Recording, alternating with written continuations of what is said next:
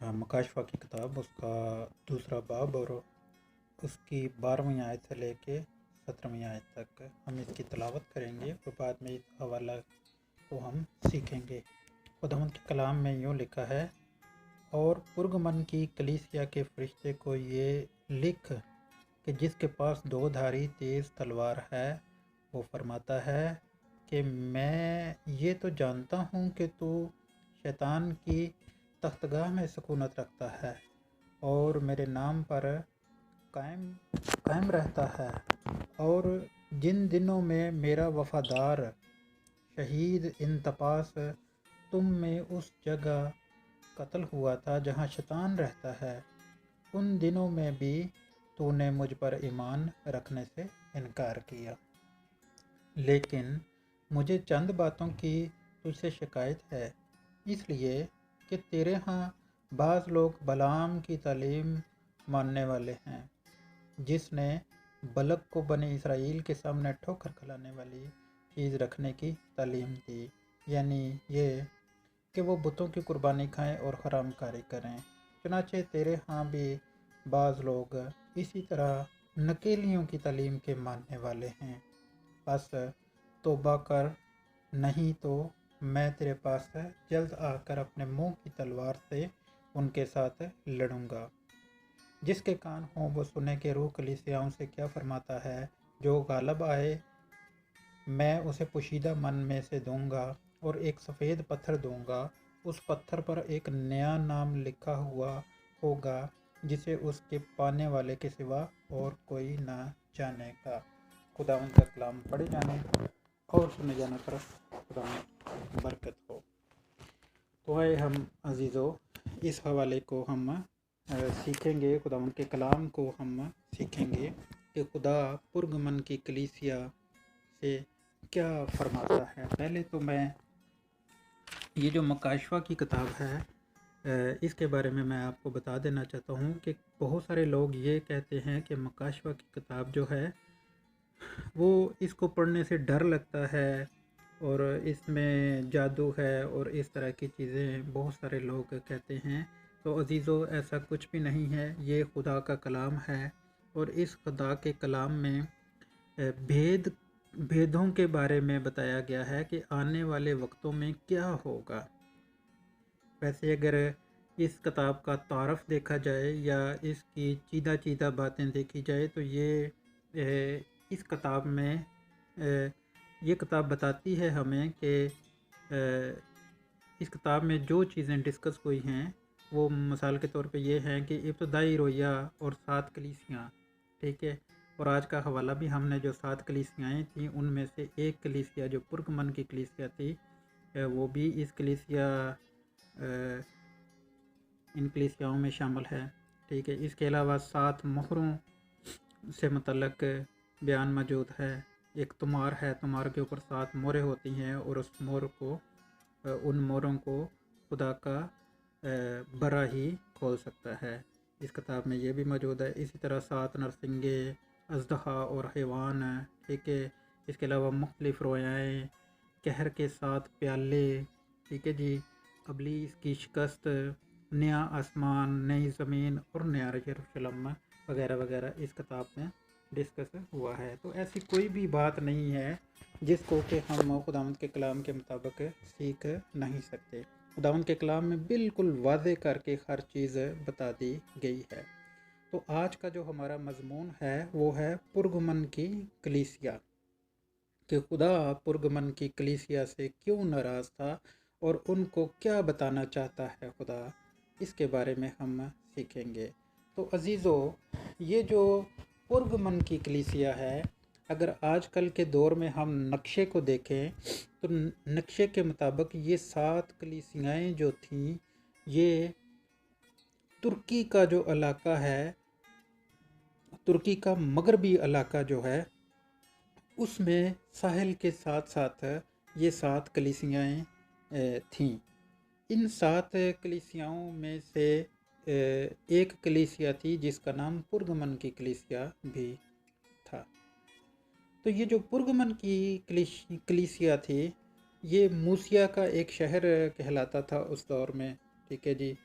तो मूसिया के शहर में ये वाक़ थी। तो ये पुरगमन की कलीसिया उन 7 कलीसियाओं में शामिल है जिनका ज़िक्र तरतीबवार मकाशफ़ा की किताब में किया गया है। तो अज़ीज़ों, इस शहर की एक ख़ास बात थी, इस शहर की एक ख़ास बात थी और वो ये थी कि इस शहर में कैसर प्रस्ती होती थी। एक होती है बुत प्रस्ती, तो यहाँ पर कैसर की प्रस्तश की जाती थी। रूमी मज़हब के मुताबिक यानी कि रोम के जो उनका जो मज़हब जो भी था बुत प्रस्ती वगैरह, उनके मज़हब के मुताबिक जो उस मुल्क का बादशाह होता था उसकी प्रस्तश करना बहुत लाजम होती थी हर एक शहरी के ऊपर।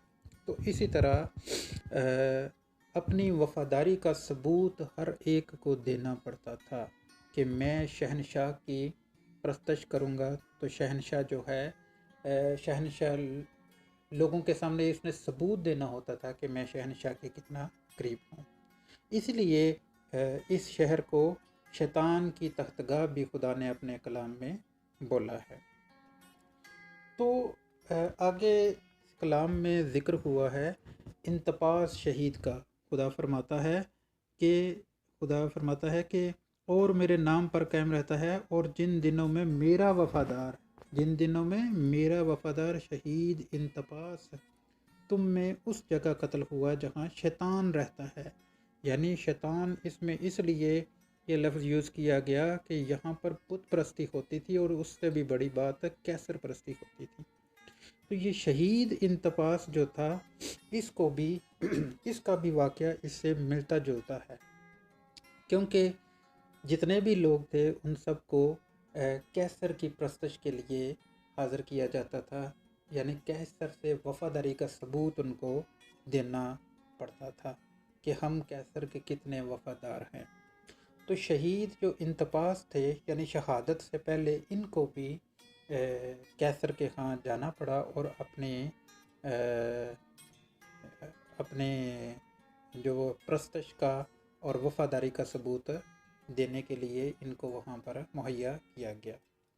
तो इंतपास के बारे में मैं थोड़ा सा बता देता हूँ कि इंतपास था कौन। असल में इंतपास जो था वो हेरोदेस का बेटा था। तो हेरोदेस के और भी बेटे थे, मसलन अरखलौस और फिलिपस जो था वो भी इसका हेरोदेस का बेटा था। ये फिलिपस जो है ये वो फिलिपस नहीं है जो कि खुदावंद यीशु मसीह के शागिर्द थे। ये दूसरा फिलिपस है जो कि शहज़ादा था। तो हेरोदेस जो कि बादशाह था, तो इसका बेटा था ये फिलिपस, ठीक है। और इंतपास जो था ये भी अरखलाउस और फिलिपस का भाई था। तो जब अजीज़ों कैसर की प्रस्तश के लिए इंतपास को भी वहाँ बुलाया गया कि ये अपनी वफ़ादारी का सबूत दे प्रस्तश करके कि मैं कैसर का वफ़ादार हूँ, शहनशाह का मैं वफ़ादार हूँ, तो क्या होता है कि जो इंतपास है वो कैसर की प्रस्तश करने से इनकार कर देता है। अजीज़ों, इंतपास जो है वो कैसर की प्रस्तश करने से इनकार कर देता है। तो होता क्या है कि जो इंतपास है, इंतपास को वो पकड़ लेते हैं, कैद कर लेते हैं, और बाद में इसको क्या करते हैं कि एक बहुत बड़ा एक कड़ा बनाया हुआ होता है, ठीक है, पीतल का कड़ा होता है, और पीतल के कड़ा में उन्होंने तेल बॉयल किया होता है। उबले हुए तेल में फिर इंतपास को भुना जाता है, और जब इनको उबले हुए तेल में भुना जाता है एक कड़ा में, तो इनकी शहादत हो जाती है। तो अजीज़ों, इंतपास शहीद जिस दौर में शहीद हुए थे उस वक़्त रोम का एक शहनशाह था जिसका नाम दोमत्यान था। तो दोमत्यान शहनशाह के दौर में और उसके हुक्म पर इंतपास को शहीद किया गया था। तो ये था इंतपास जो कि पुरगमन की कलीसिया में खुदा फरमाता है कि जिस दौर में शहीद इंतपास तुम में उस जगह कत्ल हुआ था जहाँ शैतान रहता है, इन दिनों में भी तूने मुझ पर ईमान रखने से इनकार किया। तो पुरगमन की कलीसिया के लोग उस दौर में भी खुदा से बहुत दूर थे। आगे हम खुदावंद के कलाम में से पढ़ते हैं 14वीं आयत में, लेकिन मुझे चंद बातों की तुझसे शिकायत है। अब खुदा पुरगमन की कलीसिया से कहता है कि मुझे चंद बातों की तुझसे क्या है, शिकायत है। इसलिए कि तेरे यहाँ बाज़ लोग बलाम की तालीम को मानने वाले हैं, जिसने बलक को बनी इसराइल के सामने ठोकर खिलाने वाली चीज़ रखने की तालीम दी। अब यहाँ पे एक लफ्ज़ यूज़ हुआ है, बलाम। तो अजीज़ों, क्या आप जानते हैं कि बलाम कौन था? बहुत सारे लोगों के जहनों में ये इसका जवाब आता होगा कि शायद कोई बुत था या कोई देवता था बलाम। तो अजीज़ों, ऐसी कोई बात नहीं है। बलाम जो था कोई बुत या कोई देवता नहीं था, बल्कि बलाम एक नबी थे जिनका ज़िक्र यहाँ किया गया है। और बाद में एक बादशाह का भी ज़िक्र किया गया है। ठीक है जी। बलक, तो बलक जो था वो भी एक बादशाह था। पुराना अहदनामा अजीज़ों जब हम पढ़ते हैं, गिनती की किताब उसका बाब नंबर 23, बाब नंबर 22 और 24, यानी 22 से लेके 24 बाब तक जब हम मुताला करते हैं तो यहाँ हमें बलाम के बारे में पता चलता है कि बलाम कौन थे। तो अजीज़ों, होता क्या है कि जो बलक बादशाह है, इसका आमना सामना बनी इसराइल के साथ होता है। ठीक है, मैं आपको शॉर्ट सी स्टोरी बलक और बलाम की बता देता हूँ कि होता ये है उस दौर में कि जब हम ये हवाला पढ़ते हैं ना, गिनती 22 बाब से लेके 24 तक, तो उसका जो शॉर्ट एक खुलासा है वो मैं आपको बता देता हूँ कि बलाम उस वक़्त जो खुदा के नबी थे वो मशहूर थे कि जब भी ये किसी के ऊपर लानत करते थे तो उसके ऊपर लानत होती थी। अगर किसी के हक में दुआ करते थे, उसको बरकत देते थे, तो खुदा की तरफ से उस आदमी को बरकत मिलती थी। तो अब आमना सामना था बनी इसराइल का और बलक का, यानी बलक की फ़ौजें और बनी इसराइल की फ़ौजें जो थी वो आमने सामने थी। इनकी आपस में जंग होने वाली थी। तो क्या होता है कि बलक को ये पता चलता है कि ये वो शख्स है, खुदा का चुना हुआ आदमी है, जो कि अगर किसी को लानत करता है तो उसको लानत मिलती है, और किसी को बरकत देता है तो उसको बरकत मिलती है। तो बलक क्या करते हैं, अपने आदमी जो है वो भेज देता है बलाम की तरफ, और उसका मैसेज लेके वो जाते हैं। और बलाम नबी को वो कहते हैं कि हमारा बादशाह बलक ये कहता है कि तुम बनी इसराइल के ऊपर लानत करो, क्योंकि मैंने तुम्हारे बारे में सुना है। तो जो बलाम हैं वो ऐसा नहीं करते, बल्कि जब वो सोते हैं, जब वो सो रहे होते हैं, तो खुदा उनको रोया में ये चीज़ दिखा देता है कि तू बनी इसराइल के ऊपर कभी भी लानत नहीं करनी तुमने। तो होता है कि जो बलाम है वो उनको ये करने से इनकार कर देता है, लानत करने से इनकार कर देता है। तो होता क्या है कि जो बलक है वो दोबारा आदमी बलाम की तरफ भेजता है। जब दोबारा आदमी बलाम की तरफ भेजता है तो फिर भी वो इनकार कर देता है, क्योंकि खुदा ने मना किया होता है। आखिर वो जब दोबारा एक दफ़ा फिर वो भेजता है तो फिर बलक जो है वो अपनी गधी के ऊपर सवार होके बलक बादशाह की तरफ जाना शुरू कर देता है। तो जब वो अजीज़ों रास्ते में जा रहा होता है तो उसकी गधी एक जगह पे जाके खड़ी हो जाती है। तो होता क्या है कि जब गधी खड़ी हो जाती है तो बलाम गधी को लाठियाँ मारता है, छड़ियाँ मारता है, लेकिन गधी जो है वो एक कदम भी आगे नहीं बढ़ती। अजीज़ों, यहाँ पे होता क्या है, होता ये है कि सामने खुदा का फरिश्ता नंगी तलवार लेके खड़ा होता है, जो कि बलाम को नज़र नहीं आता, लेकिन उसकी जो गधी होती है उसको नज़र आ रहा होता है। इसलिए जो गधी होती है वो एक कदम भी आगे नहीं बढ़ाती। तो इस तो बाद में क्या करता है, जब गधी नहीं चलती आगे तो बलाम गधी को मारता है। तो गधी क्या करती है कि वो रास्ता छोड़ के एक दूसरे रास्ते की तरफ निकल जाती है। तो जब दूसरे रास्ते की तरफ निकलती है तो खुदा का रास्ता, उस खुदा का जो फरिश्ता है वो उस रास्ते में भी आ जाता है नंगी तलवार लेके और रास्ता रोक लेता है। बलआम नबी को और ज़्यादा गुस्सा आता है गधी के ऊपर और वो और ज़्यादा मारते हैं गधी को। तो गधी जो होती है वो उधर से भी एक घाटी की तरफ चली जाती है, यानी एक कह लो कि एक गली सी होती है, वहाँ चली जाती है। तो वहाँ जाकर जब आगे चलने लगती है तो खुदा का फरिश्ता फिर आगे जा खड़ा हो जाता है। जब गधी देखती है कि आगे खुदा का फरिश्ता खड़ा है तो गधी उधर चलने से इनकार कर देती है, मतलब कि आगे एक कदम भी नहीं बढ़ाती और करती ये है कि वहाँ पर बैठ जाती हैं। तो अजीज़ों, जो खुदा का बंदा जो बलाम है वो गधी को फिर मारता है, यानी कि तीसरी दफ़ा गधी को मारता है। तो जब तीसरी दफ़ा गधी को मारता है तो खुदा जो है वो गधी को ज़ुबान अता कर देता है और गधी क्या करती है कि बलाम से बोलना शुरू कर देती है इंसानी ज़ुबान में। तो जब बलाम को कहती है कि ऐ मेरे आका, मैंने हर दफ़ा तुम्हारा हुक्म माना है, तो जहाँ भी मुझे लेके जाता है मैं जाती हूँ, मैंने आज तक इनकार नहीं किया, लेकिन आज जो मैं आगे एक कदम नहीं थी बढ़ा रही उसकी एक वजह थी। उसकी वजह ये थी कि खुदा का फरिश्ता नंगी तलवार लेके सामने खड़ा है। अगर मैं एक भी कदम आगे बढ़ाती तो खुदा का फरिश्ता तुझे भी मार देता, मुझे भी मार देता। ये गधी खुदावंद के नबी को, बलाम को कह रही है। तो फिर बलाम की आंखें खुलती हैं और बलाम जो है वो उस फरिश्ता को भी देख लेता है। ठीक है। खैर, होता क्या है कि बलाम जो है वो बलक की हजूरी में चला जाता है। ठीक है। और बलक उसे कहता है, बलक बादशाह बलाम को कहता है कि तू बने इसराइल पे लानत कर।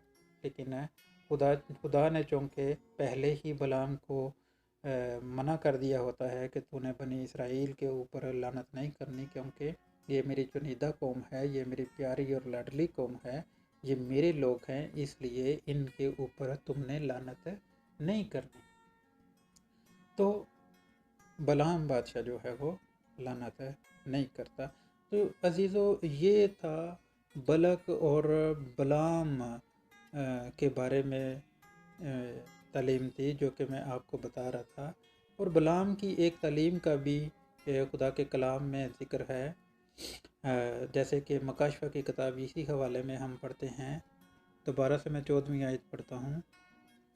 लेकिन मुझे चंद बातों की तुझसे शिकायत है, इसलिए कि तेरे यहाँ बाज़ लोग बलाम की तालीम को मानने वाले थे, यानी जिसने बलक को बनी इसराइल के सामने ठोकर खिलाने वाली चीज़ रखने की तालीम दी। ये तो हम अभी सीख चुके कि बलक चाहता था कि उनके ऊपर लानत करे और बलाम ने लानत ना की, यानी ये कि वो बुतों की, आगे लिखे, यानी ये कि वो बुतों की कुर्बानी खाएं और हराम कारी करें, यानी ये भी बलाम की तालीम ठोकर का बायस उनके लिए बनी।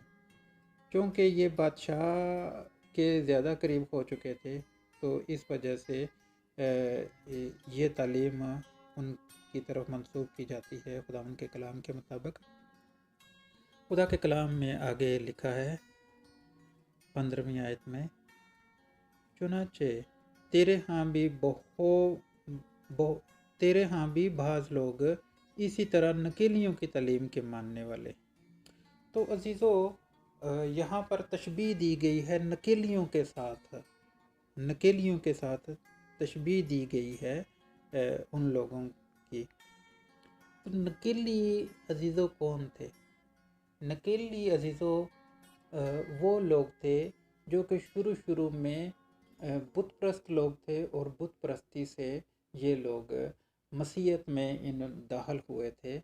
लेकिन हुआ क्या था कि ये लोग बुत परस्ती को भी अहमियत देते थे और मसीहत को भी नहीं छोड़ते। तो ये वो लोग थे नकेली, और इनकी जो तालीम थी वो मिली जुली थी। तो इसीलिए खुदावंद के कलाम में कहा गया है, नकेलियों का जिक्र किया गया है 15वीं आयत में। कुछ लिखा है कि चुनाचे तेरे यहाँ भी बाज़ लोग इसी तरह नकेलियों की तालीम के मानने वाले हैं। तो नकेलियों की तालीम यही थी कि वो बुतों को भी उतना ही टाइम देते थे जितना कि खुदा हमने यीशु मसीह को देते थे। तो उनकी जो तालीम थी यानी कि उनका जो विश्वास था, ठीक है, जो फेथ था उनका, ये मिला जुला था, ठीक है।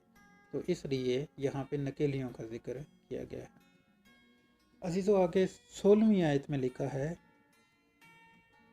कि खुदा पुरगमन की कलीसिया को आगे कहता है, बस तौबा कर, नहीं तो मैं तेरे पास जल्द आकर अपने मुंह की तलवार से उनके साथ लड़ूंगा।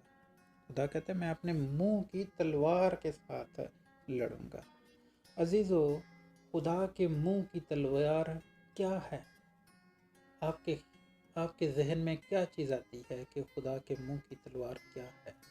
अजीज़ों, खुदा के मुंह की तलवार खुदा का कलाम है, जो किताबी शक्ल में हमारे पास मौजूद है, जहाँ पर इस किताब में खुदा ने पूरी बनी नौ इंसानियत को 613 कवानीन दिए हैं और बहुत सारे अम्बिया, 1,44,000 अम्बिया खुदा ने दुनिया में भेजे ताकि वो लोगों को खुदा की तरफ माइल करें।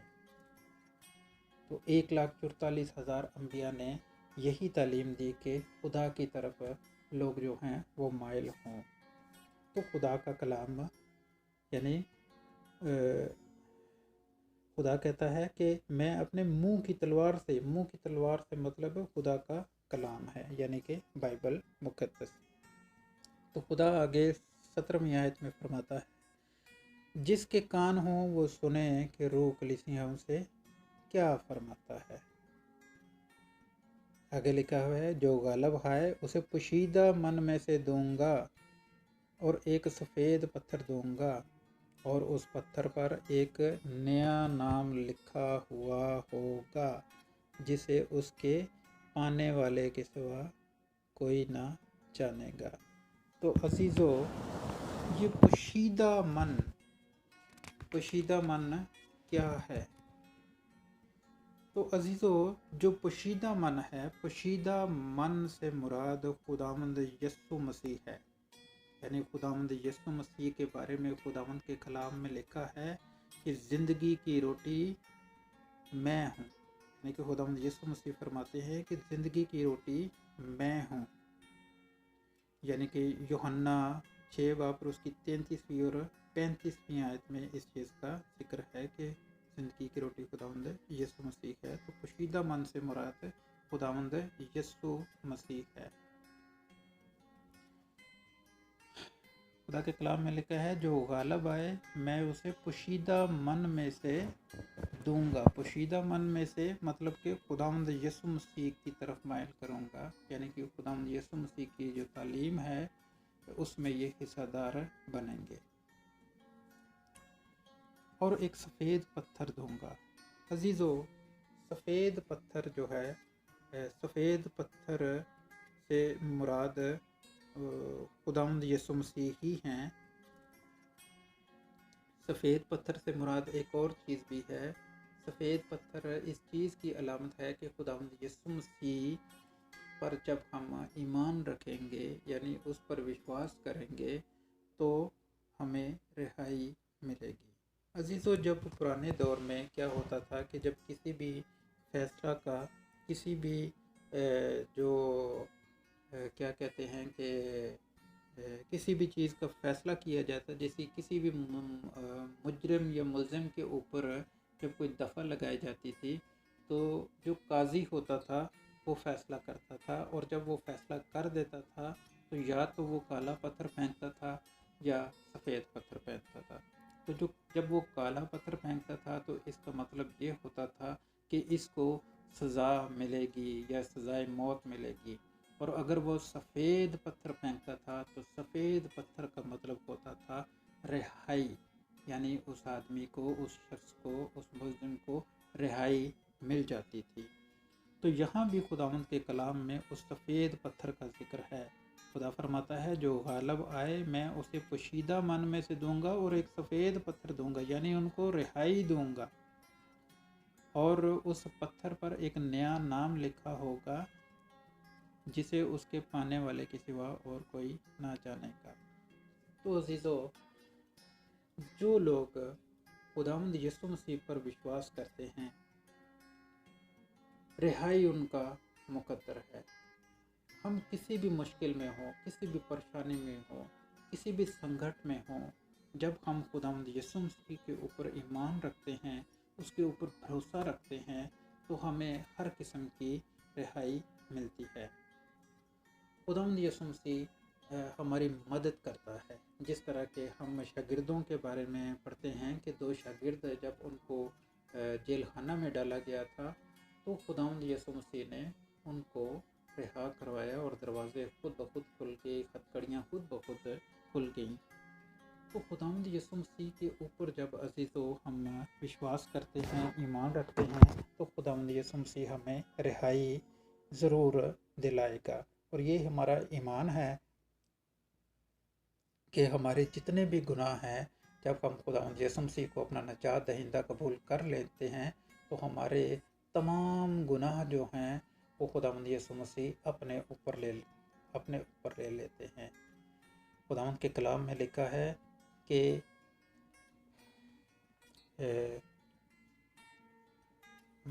यूहन्ना की अंजील और उसके तीन बाब और उसकी 16 आयत में लिखा है कि खुदा ने दुनिया से ऐसी मोहब्बत रखी कि उसने अपना इकलौता बेटा बख्श दिया, ताकि जो कोई उस पर ईमान रखे हलाक ना हो बल्कि हमेशा की ज़िंदगी पाए। तो अज़ीज़ों, हमेशा की ज़िंदगी उस वक़्त मिल सकती है जब हम खुदावंद यीशु मसीह के ऊपर ईमान रखेंगे। तो अज़ीज़ों, आज के कलाम के वसीला से खुदा आपको बरकत दे। आमीन।